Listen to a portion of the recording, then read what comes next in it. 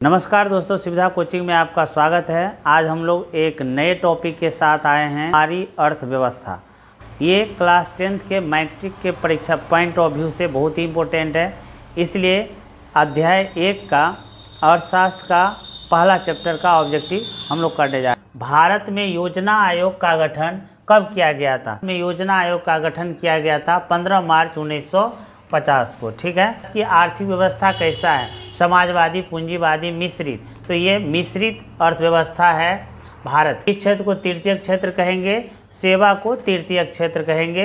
प्राथमिक क्षेत्र होता है कृषि, द्वितीय क्षेत्र होता है औद्योगिक और तृतीय क्षेत्र किसको कहेंगे? सेवा को कहेंगे। एक अर्थव्यवस्था का सृजन होता है। अर्थव्यवस्था का सृजन होता है प्राकृतिक संसाधन से, भौतिक संसाधन से, मानवीय संसाधन से, इनमें से सभी। तो ये इनमें से सभी क्या होगा? अर्थव्यवस्था के मुख्य प्रकार कितने हैं? तो अर्थव्यवस्था के 3 मुख्य प्रकार हैं। इनमें से कौन से देश में मिश्रित अर्थव्यवस्था है? तो यह भारत में मिश्रित अर्थव्यवस्था है। एक समाजवादी अर्थव्यवस्था में सर्वाधिक बल किस पर दिया जाता है? लोक कल्याण पर दिया जाता है। निम्नलिखित में से कौन मिश्रित अर्थव्यवस्था की विशेषता है? तो मिश्रित अर्थव्यवस्था की विशेषता है निजी क्षेत्र, सार्वजनिक क्षेत्र, यानी इसमें क और ख दोनों होगा। स्वतंत्रता प्राप्ति के बाद भारत की मुख्य आर्थिक उद्देश्य क्या था? तो भारत की मुख्य आर्थिक उद्देश्य था तीव्र आर्थिक विकास, उत्पादक रोजगार का सृजन, निर्धनता निवारण, यानी इसमें से सभी वाला ऑप्शन क्या होगा? आर्थिक विकास की माप के लिए सबसे उपयुक्त सूचकांक क्या है?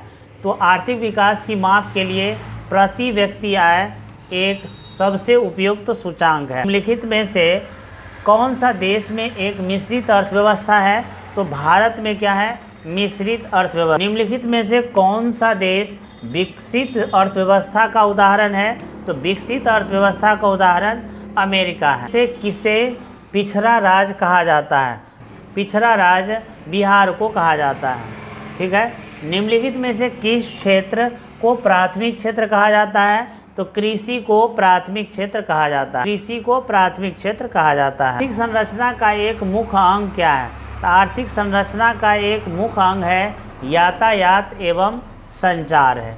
पालन एवं मत्स्य पालन किस क्षेत्र का अंग है? तो ये कृषि में आता है, इसलिए प्राथमिक क्षेत्र का ये अंग। में से कौन सामाजिक संरचना का अंग है? तो सामाजिक संरचना का अंग जो है इसमें सभी है, शिक्षा एवं प्रशिक्षण, स्वास्थ्य सेवाएं, आवास। ठीक है, तो ये उपयुक्त में से सभी उसका करेक्ट आंसर होगा। निम्नलिखित में से कौन सा नवीकरणीय प्राकृतिक संसाधन है? तो यहाँ भूमिगत जल जो है वो नवीकरणीय प्राकृतिक संसाधन है। आगे देखिए, निम्नलिखित में से किसको प्राथमिक क्षेत्र भी कहा जाता है? तो प्राथमिक क्षेत्र जो है कृषि को कहा जाता है। ठीक है, आगे देखिए, किस क्षेत्र को द्वितीय क्षेत्र भी कहा जाता है? किस क्षेत्र को द्वितीय क्षेत्र भी कहा जाता है? तो यहाँ पे उद्योग को द्वितीय क्षेत्र कहा जाता है। ठीक है, निम्नलिखित में से कौन सी अर्थव्यवस्था के प्राथमिक क्षेत्र में सम्मिलित है? तो प्राथमिक क्षेत्र में यहाँ पे कृषि है। ठीक है, आगे देखिए, किस क्षेत्र को प्राथमिक क्षेत्र में सम्मिलित किया गया है? तो यहाँ पर कृषि को प्राथमिक क्षेत्र में सम्मिलित किया गया है। आगे देखिए, भारत में योजना आयोग का गठन कब हुआ था? भारत में योजना आयोग का गठन 15 मार्च 1950 को हुआ था। इनमें से किस देश में मिश्रित अर्थव्यवस्था है? तो भारत में मिश्रित अर्थव्यवस्था है। ठीक है, आगे देखिए, कह रहे हैं इनमें से किसे पिछड़ा राज्य कहा जाता है? तो पिछड़ा राज्य आपको बिहार को कहा जाता है। बिहार को यहाँ पर पिछड़ा राज्य कहा जाता है। आगे देखिए, भारत में सेवा क्षेत्र को सामान्यतः कितने भागों में बांटा गया है? तो भारत में सेवा क्षेत्र को 2 भागों में बांटा गया है, सरकारी और गैर सरकारी। ठीक है, अर्थव्यवस्था की आर्थिक क्रियाओं को कितने भागों में बांटा जा सकता है? तो इसको 3 भागों में बांटा जा सकता है, प्राथमिक, द्वितीय और तृतीय। ठीक है, आगे देखिए, सन 2008 से 2009 के अनुसार भारत की औसत प्रति व्यक्ति आय कितनी थी? 25,494। ठीक है, भारत में पहली पंचवर्षीय योजना की अवधि कौन सी थी? तो ये होगा आपको 1951 से 1956 होगा। ठीक है, आगे देखिए, राष्ट्रीय विकास परिषद का गठन कब किया गया था? अगस्त 1952 को किया गया था। ठीक है, आगे देखिए, मानव विकास सूचकांक के कितने सूचक हैं? 4 सूचक हैं। संपूर्ण क्रांति का नारा किसने दिया था? संपूर्ण क्रांति का नारा जयप्रकाश नारायण ने दिया था।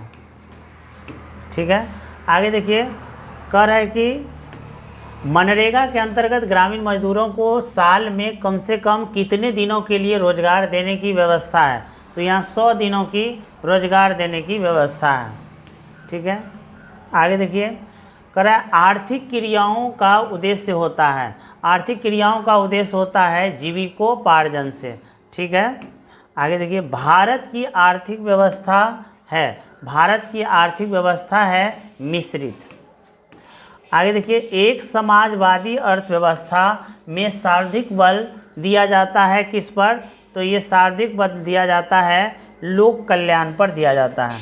सर्वाधिक बल दिया जाता है लोक कल्याण पर दिया जाता है, लोक कल्याण पर दिया जाता है। आगे देखिए, सामान्यतः किसी देश के विकास का स्तर किस आधार पर निर्धारित किया जाता है?